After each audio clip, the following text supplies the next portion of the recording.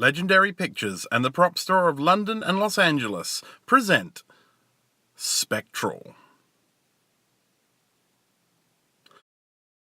Made in 2016 by Legendary Pictures, this movie was then sold to Netflix.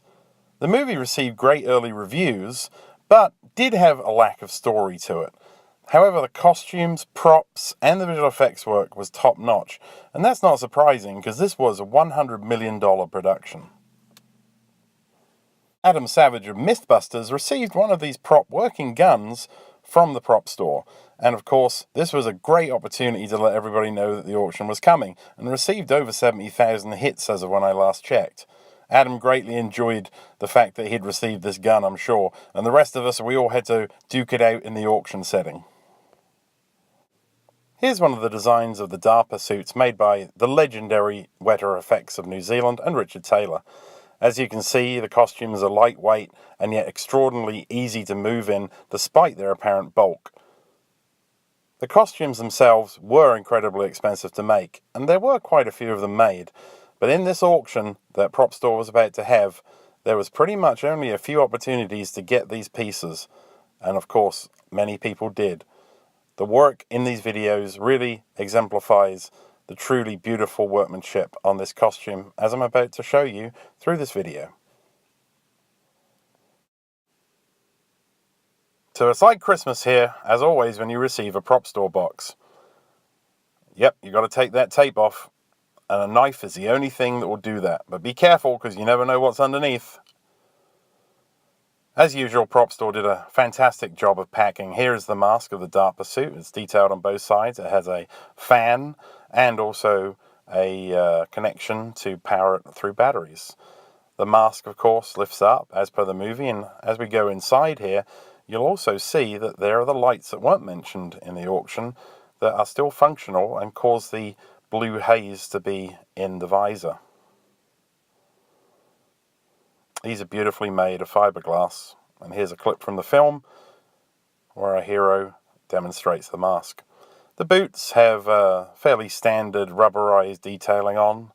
The gloves, they do clip around the wrists so they don't fall off. Everything was very beautifully made. Leather work and resin detail, which was 3D printed and then cast. Some out of rubber, some out of urethane. And we open up the bubble wrap, and this is the DARPA chest armor. This is, again, urethane and rubber, various webbing, and plastic clips to clip it all together. It really is one of my favorite chest armors of anything I've ever owned. The detailing and the fact that it's so durable and yet lightweight for the actors to wear is quite amazing considering the detail. And of course, this is the gun. Many of the costumes had the stunt gun versions rather than the slightly more expensive resin urethane versions. But that's okay, because when you're wearing this suit, you really don't want to be weighted down by a gun that is too heavy. But it did have the lighting up function, which I've since managed to get working.